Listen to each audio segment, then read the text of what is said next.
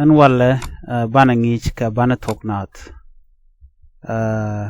ke Thok Nath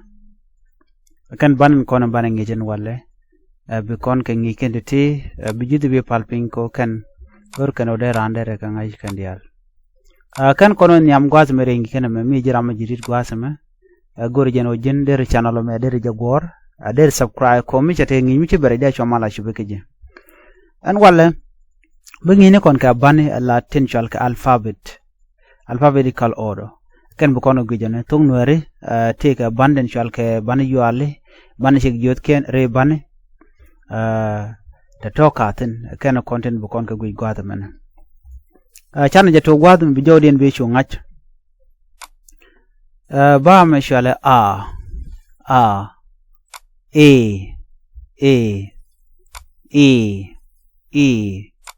o u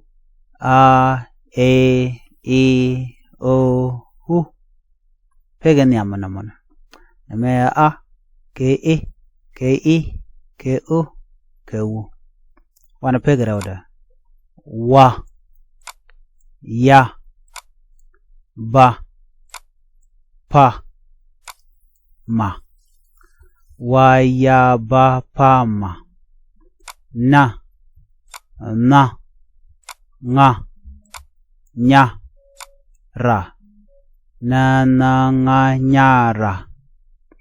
wana pin da za ta sa la da za ta sa la ka ga a sha ja ka ga ha sha ja e ha o he ha o ho di kon ga kwen gwasame ken chala ke di chala ke no ken ka bani Thok Nath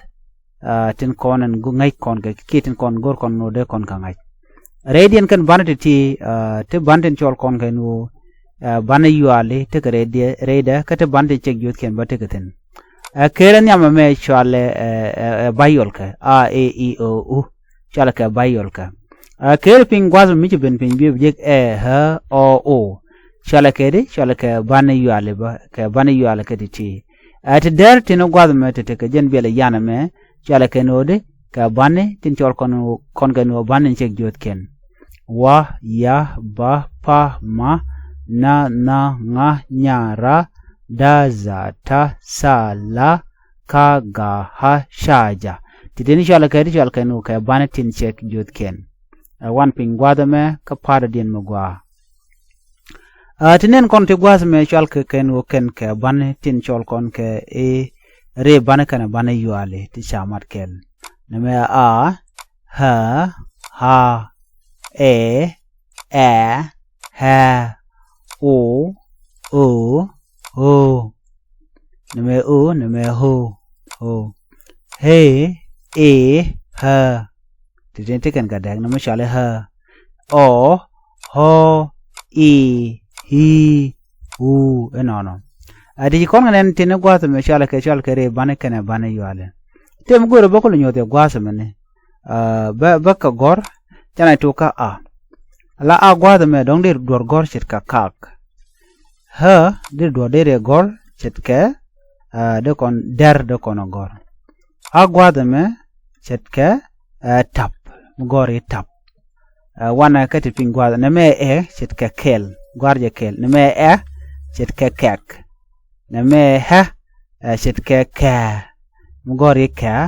dir gar pingwa ka mi kono kon pingwa na me o chit ka bol mo kon pingwa de kon dul gor dul nge jamala buka na me ho chit ka chana dop gor dop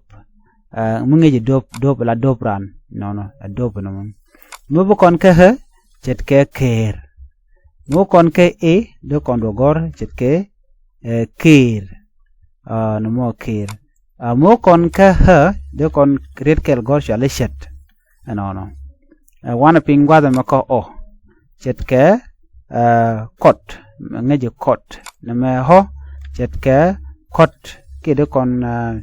chok gor chok de kon ke I chit ke dit de kon dit gor sorry gwado mene yes chana dit gar gwado mene ko kon kula ngaje gwa de kon gore I chit ke dit ko I enjen chit ke dit de kon piu gorbo piu la pake I ke wa gor kon de kon bin ke hi chit ke dit de kon bin kamra dien bo chit ke piu gor ja mo kono ko wuyo de kon kun chana kun gor kun de kon kun gor gwado mene baka men yot pin kan bob dan dong de yen kenen ke jagwa gor kono bana man dalatin ban jangat okay chana ben gwado me